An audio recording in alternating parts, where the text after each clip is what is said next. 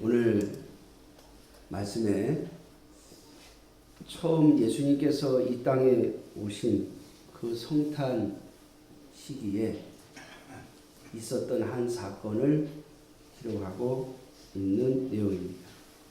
성경에는 예수님의 탄생 이야기를 두 곳에서 이야기하고 있는데, 하나는 마태복음이고 하나는 누가복음입니다.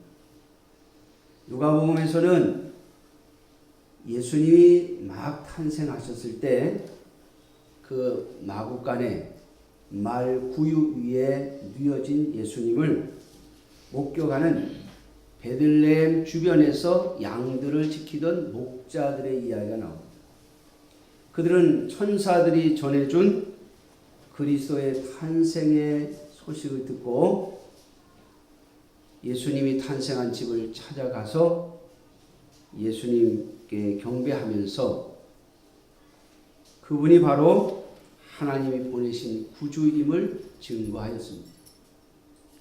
그리고 예수님은 난지 8일 만에 예루살렘에 가셔서 성전에 가셔서 할례를 행하시고, 지난주에 제가 말씀드렸던 것처럼 시므온과 안나의 예언을 마리아와 요셉이 듣고 돌아옵니다. 그리고 얼마간 베들레헴에서 머물렀던 것으로 보입니다. 왜냐하면 여러분들이 아시는 것처럼 아기를 낳고 금방 움직일 수 없잖아요. 그래서 베들레헴이라고 하는 곳이 요셉의 고향이기 때문에 아마 그곳에서 어느 정도의 기간을 머물렀던 것 같습니다. 그런데 그 기간 동안 벌어진 일이 또 하나 있었는데, 그것이 바로 오늘 본문의 이야기입니다. 동방이라 하면 이스라엘 땅에서 동방은 성경에 나오는 바벨론 또는 아람, 이런 나라들이 있는 곳이고, 인도에 가까운, 인도 쪽에 가까운 지금 이라크라든지 이란이라든지 이런 지역을 가리키는 말입니다. 그 동방으로부터 성경에는 박사라고 나오는데, 이들의 정확한 직업은 별을 보고 세상의 운세나 아니면 세상에 이루어질 일들을 찾아내는 그런 별을 연구하는 점성술사들입니다. 그래서 여러분들 성경에도 아마 있을 겁니다. 점성가들이라 이렇게 표현해 놓고 있습니다. 자, 별을 연구하던 사람들 중에 이 이상한 별을 하나 발견하고, 그들이 이것이 바로 유대인들이 가지고 있는 경전, 유대인들이 가지고 있는 성경에, 구약 성경에 나오는 선지자들이 예언한 그리스도, 유대인의 왕의 탄생이 아닌가라고 하는 생각을 가지고 이스라엘 땅으로 그 별을 따라 옵니다. 그런데 오다가 별을 놓친 것 같아요. 별이 사라진 것 같아요. 그래서 이스라엘 땅에 왔으니까 그들은 생각하기를 유대인의 왕이니까는 예루살렘에 태어나지 않았겠나. 그래서 예루살렘 궁전을 찾아간 것이죠. 그리고 오늘 본문 2절에 이렇게 말합니다. 유대인의 왕으로 나시니가 어디 계시냐. 여기 예루살렘이니까 유대인들의 성읍이니까 헤롯 왕의 왕궁이 있는 곳이니까 이 왕궁에 와서 묻기를 유대인의 왕으로 누가 태어나신 것 같은데 그 태어나신 분이 어디 있느냐. 그런데 헤롯 왕궁에는 아무도 태어난 사람이 없는 거예요. 그리고 지금 이 당시에 이 동방의 박사들이 찾아왔을 이 당시에는 예루살렘의 왕은, 유대인들의 왕은 헤롯입니다. 자기가 왕인데 자기의 후손이 태어난 일이 없는데 지금 유대인의 왕이 태어났다고 동방에서 온 점성술사들이 이야기하는 거예요. 그러니까 헤롯 왕이 난리가 났죠. 오늘 본문에 보면 3절에 헤롯 왕과 온 예루살렘이 듣고 소동한지라. 난리가 난 거예요. 아니, 왕이 버젓이 헤롯 왕이 존재하고 있는데 누가 왕으로 태어났다는 말이에요. 헤롯 왕의 자녀가 태어난 것이 아니라면 헤롯 왕의 자리를 넘보는 자가 될 것이 아닌가라고 하는 생각이었죠. 그래서 헤롯 왕과 예루살렘에 있는 지도자들이 난리가 난 거예요. 그래서 얼른 왕이 묻습니다. 제사장들과 서기관들, 다시 말하면 구약 성경에 정통한 자들을 불러가지고 여기 유대인의 왕이 태어났다고 하는데 그게 바로 선지자들이 얘기한 그리스도, 메시아가 아니냐. 그러면 성경에 그리스도가 어디에 태어난다고 예언되어 있느냐. 물으니 오늘 5절, 6절 말씀에 있는 것처럼 선지자의 글을 인용해서 예수 그리스도는 바로 베들레헴에서 태어날 거라고 예언되어 있습니다. 그 말을 듣고 헤롯이 박사들을 불러서 그리로 보내면서 만일 너희가 태어난 그 아기를 찾거든 나에게 연락해줘서 나도 가서 경배하게 해다오. 이 말을 듣고 박사들이 베들레헴으로 가지요. 그리고 거기서 아기 예수님을 만나게 되어집니다. 그리고 오늘 본문 11절에 보니까 예수님이 거하는 그 집에 들어가서 아기와 그의 어머니 마리아가 함께 있는 것을 보고 엎드려 아기께 경배하고 보배압을 열어 황금과 유향과 몰약을 예물로 드렸다. 그리고 그들은 헤롯 왕에게로 돌아가지 않고 다른 길로 고국으로 돌아갔다라고 하는 것이 오늘 본문의 내용이죠. 사랑하는 성도 여러분, 요즘 우리나라에 어제도 보니까 촛불 시위를 또 했더라고요. 바로 탄핵 가지고는 마음이 안 차는 모양이에요. 내려오라는 거죠. 빨리.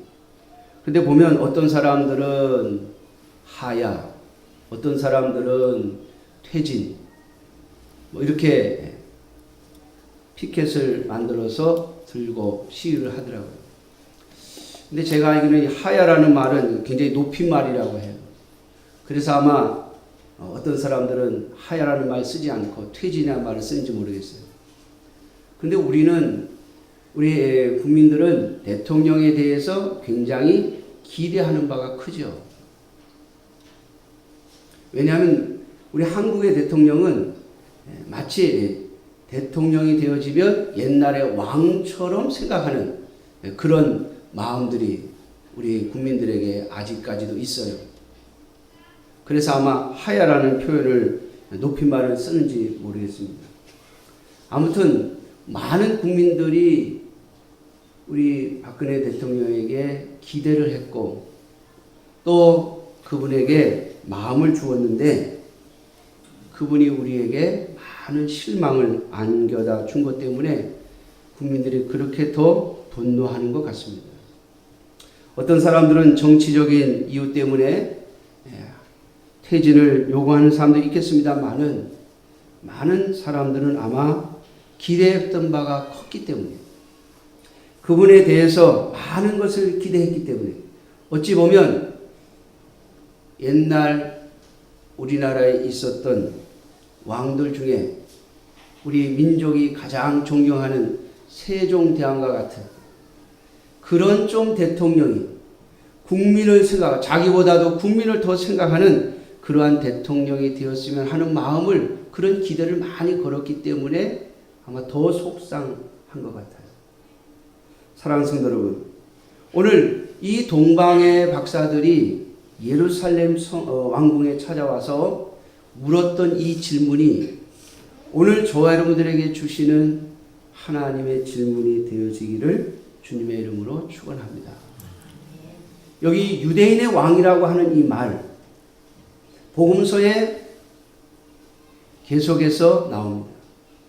이 유대인이라는 말은 그 시대 예수님 당시에는 유대 민족을 의미하는 용어이지만은 그 용어는 오늘 하나님의 백성들을 가르치는 예표의 말입니다. 유대인이라고 하는 것은 하나님의 백성이라는 의미를 가지고 있습니다. 이스라엘이라는 말도 마찬가지죠. 그러므로 이스라엘의 왕, 유대인의 왕이라고 하는 이 말은 하나님의 백성들의 왕이라는 뜻이에요. 그러니까 이 동방의 점성가들이 와서 너희 하나님의 백성, 여호와의 백성들의 왕, 너희의 왕이 어디 계시냐? 이렇게 묻고 있는 것이죠. 사랑하는 성도 여러분, 오늘 이 말씀을 통해서 저는 저와 여러분들에게 이렇게 묻고 싶습니다. 우리의 왕으로 오신 그 예수님 어디 계십니까? 우리의 왕은 어디 계십니까?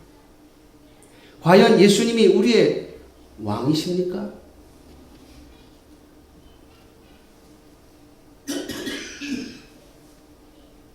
과연 우리가 예수님을 왕으로 모시고 있느냐는 겁니다. 오늘 헤롯 왕과 그리고 대제사장들 그리고 백성의 서기관들 이스라엘의 지도자들은 그리스도가 어디에서 태어나실지를 알고 있었습니다. 그리스도에 대해서 잘 알고 있었습니다. 그런데 그들은 예수님을 왕이 아닌 왕으로 모시는 것이 아니라 죽여야 할 대상으로 생각했습니다. 여러분, 예수님께서 이 땅에 오셔서 그리스도로 오셨는데 그리스도라는 말은 왕이라는 말과 같은 의미를 가지고 있습니다. 여러분, 신학적으로는 그리스도라는 말은 왕과 제사장과 선지자라고 하는 의미를 가지고 있지만 왕의 의미가 많이 강합니다. 그러므로 오늘 본문에 나오는 그리스도, 유대인의 왕 같은 의미로 생각하시면 여러분들이 본문을 이해하는데 말씀을 이해하는데 더 유용할 것입니다.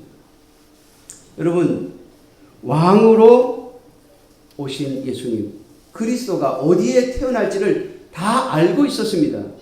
이미 선지자들이 예언했고 그 예언을 따라 왔음을 지금 느꼈을지도 모릅니다. 그런데 그들은 예수님을 왕으로 맞이하지 않았습니다.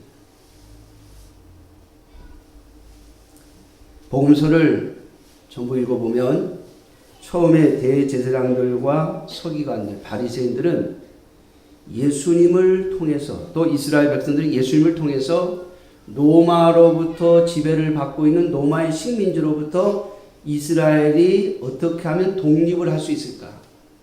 저 예수님의 능력이라면 우리가 원하는 것을 다 얻고도 남을 수 있겠다라고 하는 생각을 하고 예수님을 쫓아다녔습니다. 그런데 예수님이 자신들의 기대와는 전혀 다른 방향으로 나아가자 결국 이스라엘 백성들은 예수님을 십자가에 못 박으라고 외쳤고 예수님을 십자가에 못 박을 때 이스라엘 백성들 거의 대부분이 다 예수님을 외면했습니다. 아무도 예수님 대신 내가 못 박히겠다고 말하는 사람이 없었고 예수님을 왜 죽여야 하냐고 나와서 시위하는 사람도 없었습니다. 여러분, 예수님께서 오병이어의 기적을 일으키실 때 10,000명이 넘는 사람들이 앉아서 그 예수님이 주시는 떡과 생선을 받아 먹었습니다. 그런데 그 10,000명이 넘는 사람들 예수님이 십자가에 못 박이실 때 아무도 나와서 시위하는 사람이 없었다는 거예요. 다시 말하면 그들은 예수님을 왕으로 생각한 것이 아니라 자신들에게 이익을 가져다 줄 자로 그리고 이스라엘을 로마의 식민지로부터 해방시켜 줄 자로만 예수님을 생각한 것이죠. 사랑하는 성도 여러분, 오늘 본문을 통해서 저와 여러분들이 한 가지 아셔야 할 것이 있습니다. 왜냐하면 그것이 무엇인가 하면 예수님은 이 땅에 사람들이 생각하는 그러한 왕으로 오시지 않았다는 거예요. 아마 예수님이 왕궁에서 태어나셨더라면 아마 전부들 예수님을 떠받들었을 것입니다. 그러나 예수님은 저 작은 동네 베들레헴 그리고 마을 구유에서 태어나시고, 그리고 보잘것없는 목수의 아들로 태어나셨습니다. 어디를 둘러봐도 이분이 왕인 모습이 보이지 않았습니다.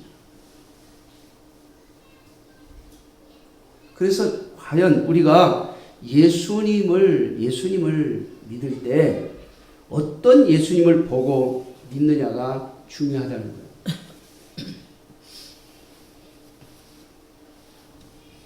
예수님의 모습은 참으로 초라하기 그지없었습니다. 그러나 그 예수님은 바로 하나님의 말씀대로 오신 분입니다. 인간의 눈으로는 보잘것없는 모습으로 오셨고, 인간의 눈으로 볼 때는 아무것도 아닌 것처럼 보이지만 예수님은 하나님의 말씀을 따라 오셨다고 하는 것, 그것이 바로 우리가 예수님을 왕으로 모셔드려야 할 이유입니다. 예수님이 우리의 눈에 볼 때 왕같이 보이기 때문이 아니라 하나님의 말씀을 따라 이 땅에 오셨고 하나님의 뜻을 따라 이 땅에 오신 분이기 때문에 그분을 우리가 왕으로 모셔드려야 한다는 것이죠. 예수님께서 이 동방의 박사들의 경배를 받을 때 황금과 유향과 몰약을 예물로 드렸습니다. 여러분, 황금, 유향, 몰약, 이것은 왕들에게 바치는 예물입니다.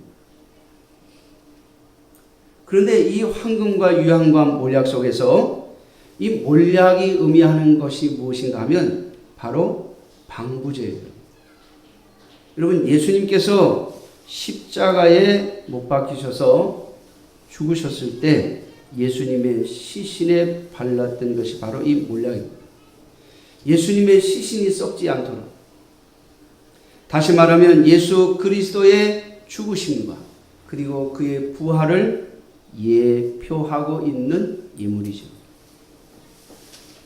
예수님은 이 땅에 오셔서 33년을 계시면서 그의 마지막을 십자가의 죽으심으로 마치셨습니다. 인간의 눈으로 볼 수 있는, 인간이 이해할 수 있는 마지막 모습이 바로 십자가의 죽으심입니다.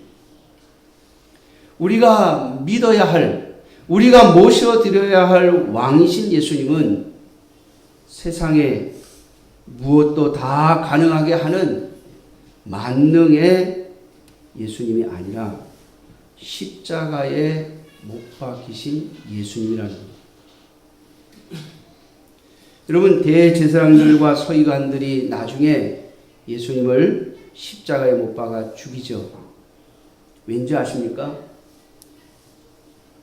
예수님이 자신들이 원하던 모습을 보여주지 않았기 때문에, 아니 오히려 자신들에게 방해가 된다고 생각하기 때문에 예수님을 십자가에 못 박은 것입니다.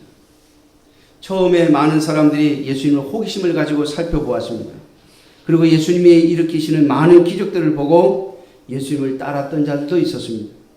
그러나 예수님께서 십자가를 지실 때에는 다 뒤로 물러가 버리고 말았죠. 사랑하는 성도 여러분, 과연 우리가 모시고 있는 예수님, 우리가 믿고 있는 예수님은 어떤 왕입니까? 오늘 이 말씀을 통해서 저와 여러분들이 한 번 더 생각해 보기를 바랍니다. 우리가 믿고 있는 예수님은 어떤 왕이시며 우리가 믿고 있는 그 왕, 우리가 모시고 있는 왕은 과연 예수님이 맞는가 말이죠. 왕으로 나신 이가 어디 계시냐고 묻고 있습니다. 그런데 헤롯은 이미 자기가 왕이었습니다. 태어난 예수님은 자신의 권력에 방해가 되는 존재였습니다. 그래서 예수님을 죽이려 했죠. 박사들에게 별이 나타난 때를 물은 것은 언제 태어났는지를 가늠하기 위함이었고, 이 동방 박사들이 돌아간 뒤에는 그 시간을 기점으로 해서 계산을 해서 만 2세 이하의 아이들은 다 죽여버립니다. 동방 박사들이 돌아가고 나서 헤롯 왕이 이 박사들에게 자기가 속은 걸 알고 베들레헴 주변에 있는 어린아이, 2살 이하의 어린아이들은 전부 죽여버립니다. 그것은 곧 예수님을 죽이기 위한 방법이었죠. 사랑하는 성도 여러분, 만일 우리가 이 땅에 오신 예수님이 누구인가를 정확히 알지 못하면 그분이 왜 왕궁이 아닌 구유 위에서 태어나셨는가? 그리고 그분이 왜 이 세상의 돈과 권력에 의해서 세상을 지배하고 다스리지 아니하시고 십자가에 못 박혀 죽으심으로 그분이 왕이 되셨는가를 정확히 알지 못하면 우리는 엉뚱한 왕을 모시고 있는 것이 되기 때문입니다. 예수님이 아닌 다른 것을 말이죠. 요즘 새벽마다 전도서를 보고 있습니다. 매일 성경을 하시는 분들 또한 전도서를 볼 것입니다.